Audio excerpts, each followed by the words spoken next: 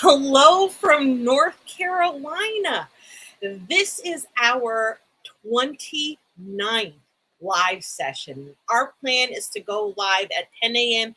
Eastern Standard Time, for the most part, a little late this morning, to share fashion industry news from the previous week. So that is my cue to switch up my banner here. All right. So if you are team replay or team live, let us know where you're joining in from by leaving a comment below. And like I said, let us know where you're joining in from. This week, I am actually very, very happy to announce that we made our goal. So you guys remember that I feel like it goes beyond last week. I've been sort of begging and pleading, people to subscribe to our YouTube channel so that we can get to 100 subscribers. And last week, I kind of set a goal during the live session saying that I was going to meet 100 subscribers by Friday. So just an example of having an end date really helps you achieve goals. So thank you to friends, family, and colleagues that subscribed and helped us meet our goal. One of the things that I was really excited about being able to do is customize our URL, because when I want to give people our YouTube channel, I don't want to give a bunch of random numbers and symbols. I want to be able to say the ACEWORK Collective. So now we have a customized channel, which I'm super excited about, but we are still looking for subscribers. I don't want to stop at 100. I want to be able to get this information out to as many people as possible. So I will also be putting the link to subscribe to our YouTube channel using our new customized URL. So I'm super excited. And again, thank you so much for that. So I'm Rosalinda Cruz. I am the founder and chief business development officer of the ACEWORK Collective, where we help underrepresented leaders in fashion with strategic planning and advising. Our mission is to support a more diverse and inclusive sustainable fashion industry by filling the leadership and ownership gaps in the apparel supply chain. So on these lives, I try to reconcile my love of fashion and retail with my values around sustainability, diversity, and inclusion. I advocate for supply change and raise buyer awareness. And really, my goal is to get out of the silo effect and work across sectors in the fashion industry to create solution-based conversation versus hair-splitting debate. So that is also my cue to switch it up. So I'm going here to our little agenda. Announcements and planning PSAs. This is one of the things that I try to cover in our time together. North Carolina news. North Carolina is still the #1 textile producing state. We have a super knowledgeable and generous community here, so I always like to give them a little shout out as often as possible. I cover industry news, products, services, workforce, and the green carpet, where I talk about brands, concepts, processes, and more that are being called to the proverbial carpet. So let's get into it. All right. And again, if anybody is joining, please drop a comment and let us know where you are joining us from. So I'm going to take a sip of my water here, so I remember to keep it handy.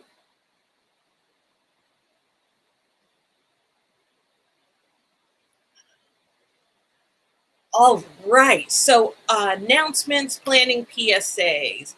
Happy International T-Shirt Day! So today is International T-Shirt Day.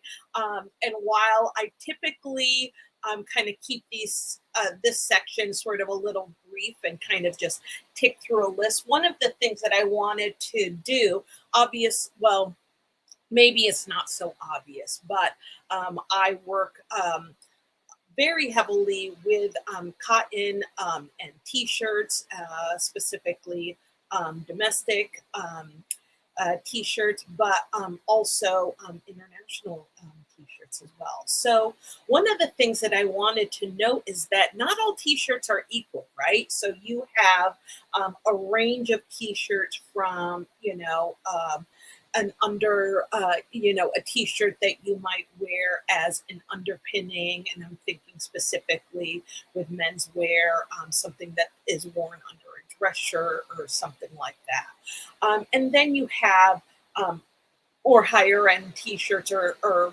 better quality t-shirts, and that has to do with the weight of the fabric, the construction of the t-shirt, the style of the t-shirt. So one of the things I wanted to acknowledge that not every t-shirt is equal, but at the same time, I want to say your t-shirt should not cost less than a latte. I mean, if you think about the process that's involved in making the t-shirt, how far it has to travel, how much skilled labor and technology is used in your t-shirt, if it's under $25, I kind of urge people to ask yourself, so if it is under $25, why, right? And at what expense, right? And likely it's due to the exploitation of people of color, and more specifically, women of color, because we make up the vast majority of garment workers. So I just wanted to say that. I think I have on my YouTube channel too.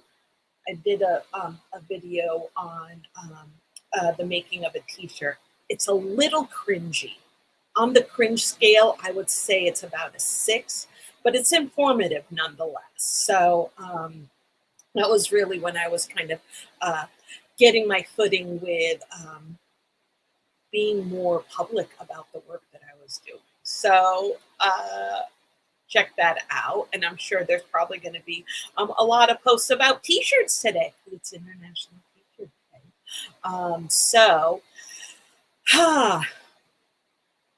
Back to announcements. So June, we are doing a lunch and learn. So we have done a couple of executive roundtables, specifically on government export assistance for Made in the USA apparel. And we decided that we want to expand this to a larger group. So be on the lookout for information on how to register for this free lunch and learn, right? So that is going to be on next Tuesday, June 28th at 11:30 a.m. It's going to be a 90-minute lunch and learn with Dr. Jordan Knox. And there's going to be a lot of great information shared, but we are also going to leave some time for Q&A. So it is going to have an interactive component to it, which is fantastic. Not all workshops do that, which sometimes is a bummer. But other thing that I wanted to talk about, and I really need a sip of water before I go into this.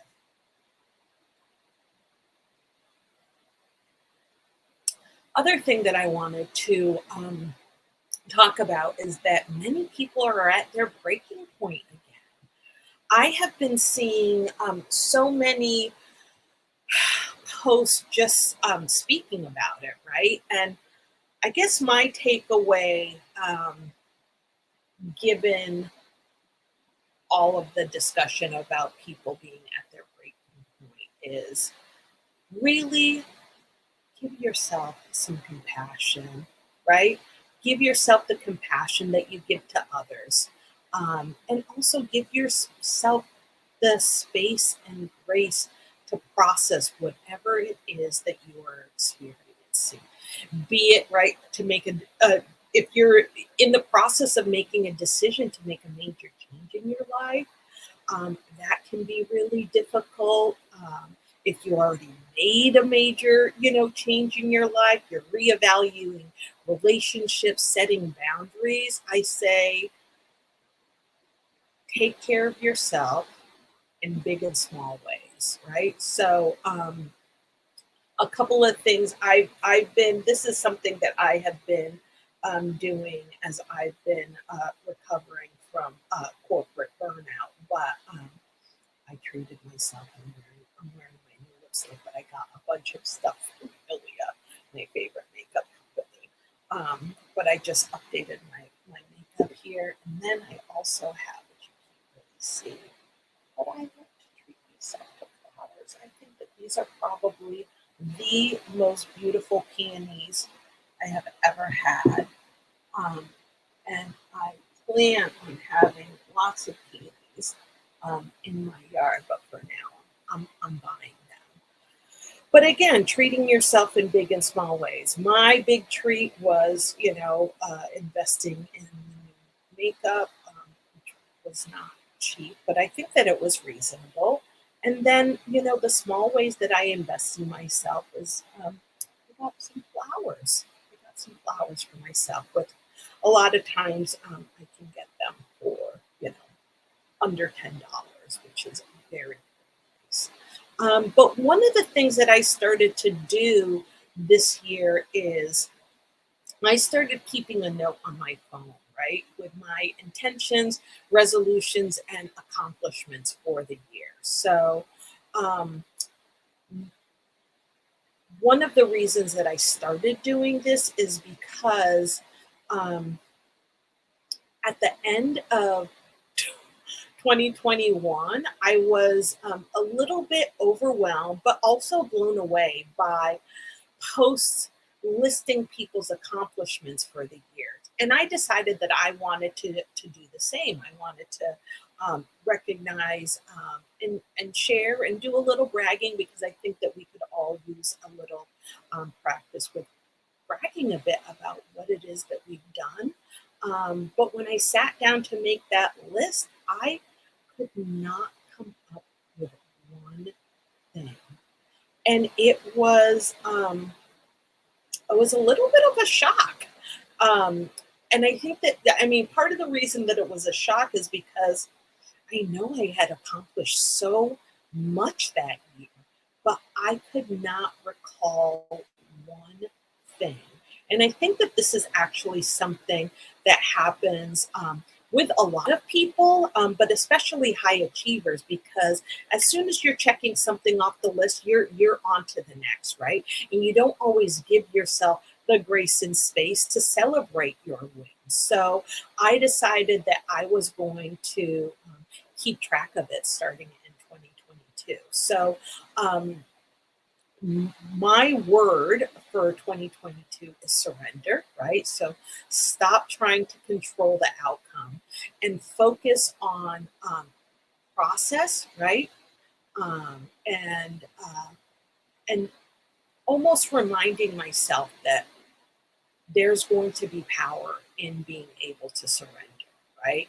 Um, my theme for the year is unless it's a hell yes, it's a hell no, um, which I've heard a lot, but I love that one. Another thing that I have in that note is you shouldn't stay in spaces you don't connect with. Pack your stuff up, go, leave, whether it's a job, whether it's a friend circle, whether it's a volunteer group, what have you. Don't stay in spaces you don't connect with, right? And my resolution for the year was devour and indulge in all of my nice things. I'm not saving any small pleasures for any unspecified future. I can't even tell you how many lotions I've had to throw out because they've expired. And I'm like, no, I'm going to use them. I'm going to use them. And sometimes that's my small way of treating myself. I will get out all the perfumes and the lotions and use all the shampoos and conditioners and masks. And it's really, really nice. So I just wanted to to share that. So, and just acknowledge that, a lot of people are at their breaking point. So another small thing that I actually put down there is that I have been making time for myself outside of the house. So many of you who know me know that I'm a full-time caretaker of my dad who has dementia, and it is probably one of the hardest things I have ever had to do. And only in the last couple of months, I would say probably only in the last 2 months, have I been able to say that without crying. And by crying, I mean like bursting into tears. It's hard. It's hard. But so one of my small accomplishments is that I have been getting out of the house at least twice a week and going to Jordan Lake, which is now one of my new favorite spots to relax, which is also why I have this nice little golden color here. So I just wanted to do that. But again, taking a sip of my water, getting off of my soapbox, but take care of yourself. Nobody else is going to do it for you. And that is not to say that you shouldn't ask for help, but you can't outsource your self-care. You really can't. So,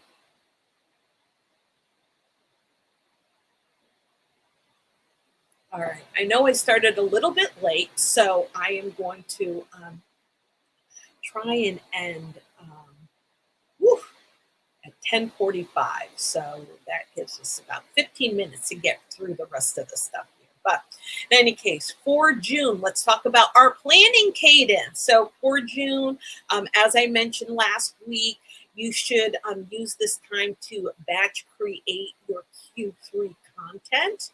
Also, review your Q4 strategy, right? And one of the things that I wanted to note that's happening in June is that we had spring summer month 5 product drops. In terms of design, we are in. This is for the most part for people who do 2 seasons. So that's the spring, summer, autumn, winter, which those seasons have 6 months in them. So we are in phase 1 development of spring, summer 2024 season.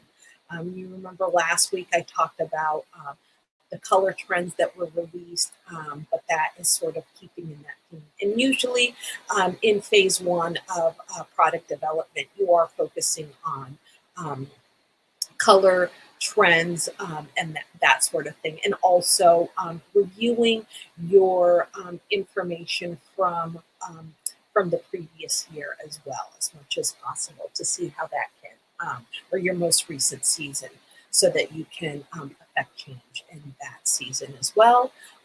And also, you are in phase 2 of your autumn winter 2022 development. So that is that for announcements and planning PSAs. North Carolina news. This doesn't have anything to do with fashion, but I thought that this was absolutely wonderful. But the James Beard Awards were last week, and for the Southeast, of the 5 people who were nominated, 4 of them were from North Carolina, which was absolutely amazing. And the winner actually is, I can't remember what the name of the restaurant is. I think it's called Salt Box, but it is in Durham. It is a seafood restaurant. I have added it to my list, and I am super excited for North Carolina and also for this local restaurant. So that is that for North Carolina news. Industry news. So Balenciaga, Prada, Tom Brown will be the first brands in Meta's virtual fashion store. So that was interesting. And one of the things that I feel like I have been talking about a lot this year is sort of fashion's presence in the metaverse. And I know that there are a lot of organizations forming around the metaverse, which is really exciting to see. I'm really curious to see how this unfolds over the years. I know that when we were talking about color trends, they talked about the influence that digital has on color, which is why we are seeing a lot of that neon green. And apparently there's going to be a lot of iterations of that in the coming season. So who knew there could be so many variations of neon green, but it is not going anywhere.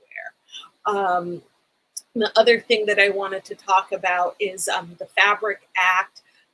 This is something that I have been talking about for at least a month, but it is a fairly new bill. It was passed about, it was introduced to Congress about a month ago by Senator Kristen Gillibrand. So the Fabric Act purpose is, or it proposes, should I say, major incentives to accelerate domestic apparel manufacturing and new workplace protections to really cement the U.S. as a global leader in responsible apparel production. So that is that for industry news. Go on next to product news. So one of the things, I feel like this is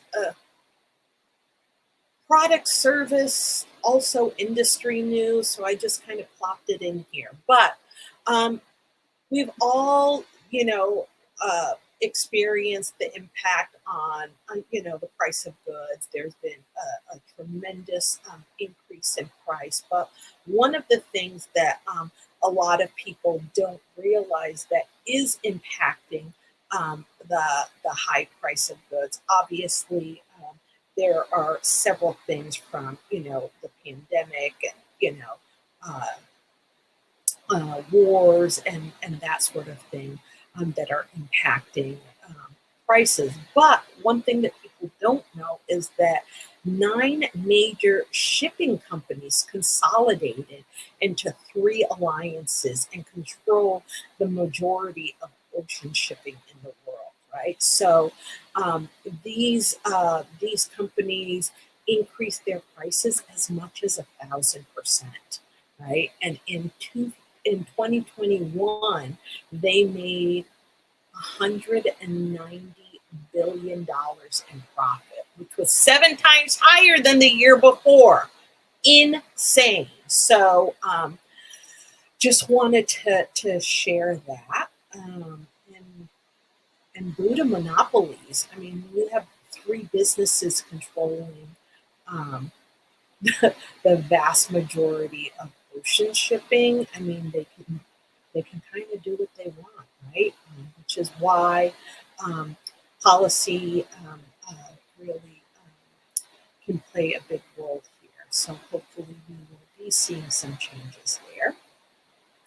In service news, another sip of the water.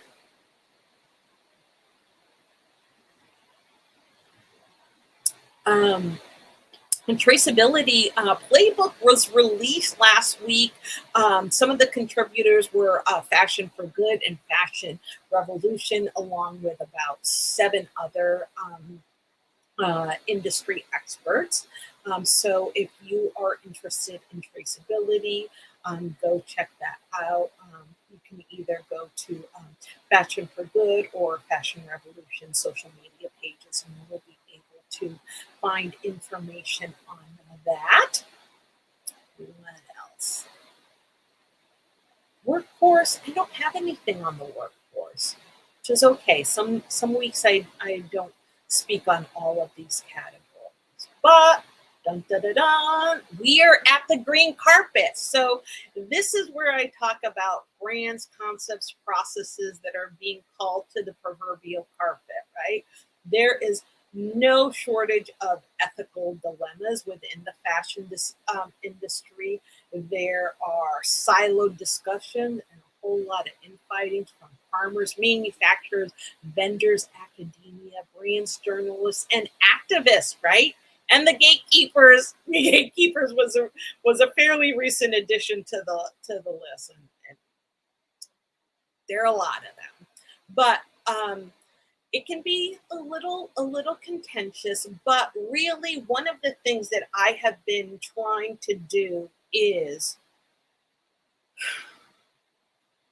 have conversations where I listen for understanding and I am open to dialogue, which um, can be a little bit of a challenge. To be a little bit of a challenge. I mean, I definitely have some strong opinions, and sometimes it's really hard to sort of suspend those opinions and be able to, again, listen for understanding, versus waiting for that moment for me to, throw my facts and my points in and try and, steer people to my side, or what have you. But one of the things that I also feel is super important to acknowledge is that even though I have been in the industry for over 30 years, I don't always get things right.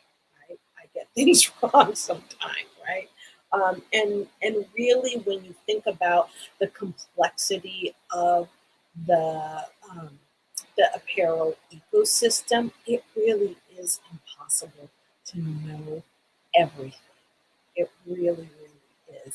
A lot of people really niche down, and know a lot in very specific areas. But to know everything, it's impossible.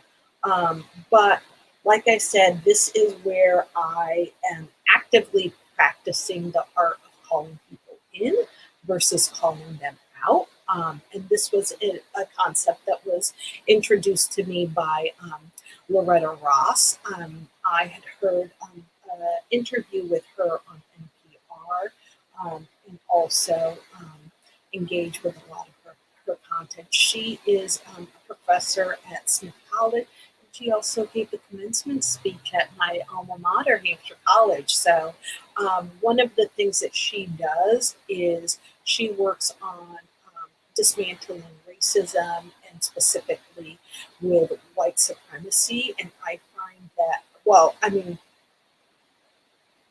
if you can find compassion and be able to call people in versus calling them out as it relates to that, I mean, I'm kind of sold on the idea.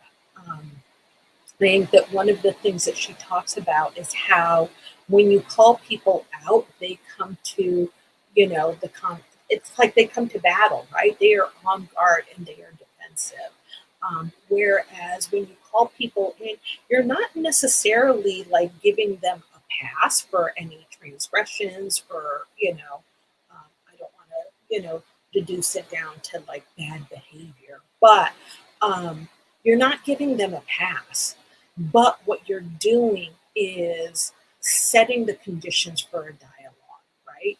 And when you're able to have a conversation, that is where the change happens. So I'm really trying to apply this to the work that I do, and the sustainable fashion space. So I know that within sustainable space, there's a whole lot of finger wagging. And while I definitely know there are some companies that only change when they are called out, right, and held publicly accountable, right, for their actions or business practices. Um, but really, my belief in people's and companies' ability to change isn't conditional, right? Now's a good time to start. Is sort of my my thoughts on that. But I'm going to get into it.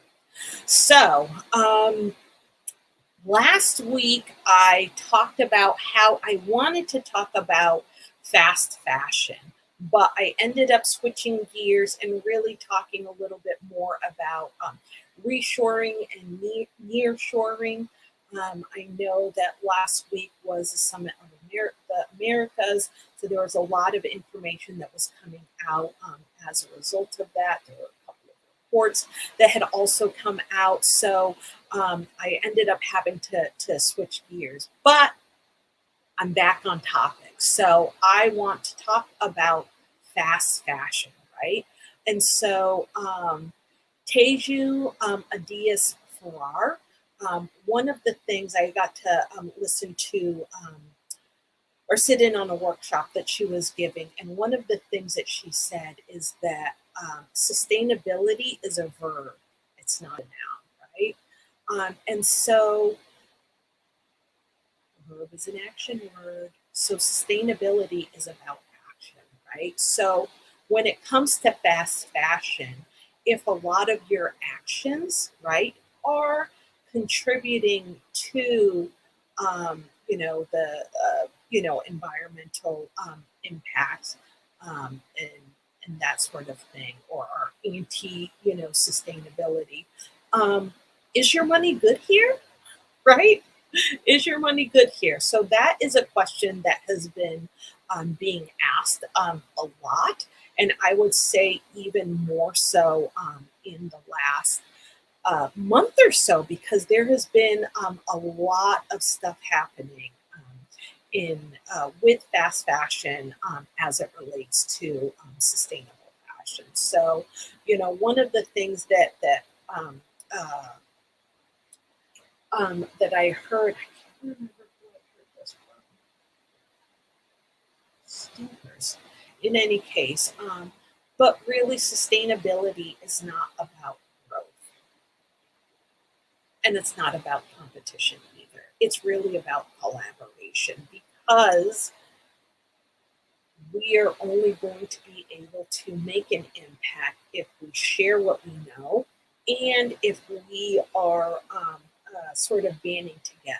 So, um, one of the things that I always think about as it relates to sustainability and the clothes that I wear is like, how much agency do the people who make our clothes have? And if you were here for the whole segment, you heard me talk about International T-shirt Day and what goes into the production of the T-shirt. That same um, uh, thinking can be applied to just about anything. But the reason that this conversation has been heightened is because one, Shane actually invested $50 million to tackle clothing waste, and a lot of people are. I think it's safe to say, oh stinkers! We're going to hit snooze on that. We're almost at the end here, so I'm going to wrap it up. But so. I would say that people are outraged about it. And the reason that they are outraged is because Shane is just, I mean, they put out a mind boggling amount of designs on a daily basis. And I wish I had those numbers in front of me. But basically, they produce more clothing and are making more money than like all of the fast fashion brands combined. I mean, it's crazy. So people are outraged. But one of the things that I say is like, no money, no mission, right? I mean, I think that in order to be able to affect change, you need money. You need money. And also, I read an article, and I believe they were talking to the CEO or some big to-do-ski in the company. But one of the things that they were talking about is um, how they're really seeing this money as uh, a fee that they have to pay for the waste that they create. So I didn't feel like, while there is a lot of secrecy around Sheen, and there's a lack of regulations also, and I don't know if that's calling people out or calling people in, but it's true. Um, But so I didn't feel like they were um, trying to ignore the fact that they produce an enormous amount of waste, right? And they felt like this is sort of, part of the cost of them doing business, right? Also, H&M and Lululemon invested in sustainability efforts by backing a $250 million fashion climate fund to decarbonize the fashion supply chain. H&M, I feel like, has been um, called out a lot for their greenwashings. But one of the things that I also want to say about H&M is that, while, you know, um, those things may be true, should I say are true, H&M also has been a heavy investor in funding technology that advances recycling in textile. And we know that we can't recycle our way out of, right, the waste problem of the fashion industry. But investing in technology is expensive. And if they are willing to do that, I think that that is great. And I feel like that really can help advance a lot of potential, technological solutions for, like I said, the waste problem that the fashion industry has. Walmart and Target, again, I would say that Shein, H&M, Walmart, and Target, when you look at these sustainability reports, I know the one that I look at often is the one by Remake, and these brands scored very, very low. And even in the one that Business of Fashion. So BOF released a report, and I think that they highlighted like 30 of the largest brands. And while it painted a lot of these companies in more favorable light, I think that they said that the average score, right, out of 100 points, the average score was 28. So 28 out of 100 is not good at all. But in any case, so Walmart and Target, having said that, they have been investing heavily in BIPOC businesses, and also have their own initiatives around sustainable cotton and working with farmers. And they are making an impact, and I think that that is also incredible. So. Um, One of the things that people are asking is if this is greenwashing. um,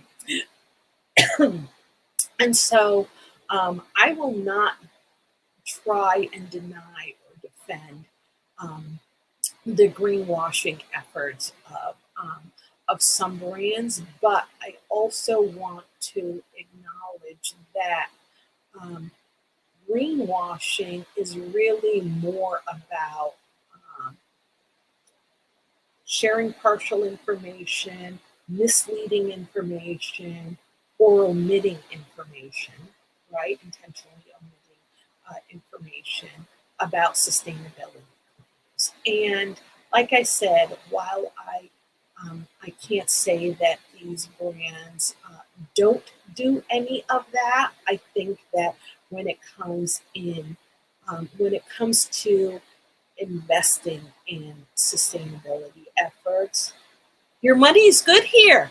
As far as I'm concerned, it's good here. If it's green, it's good.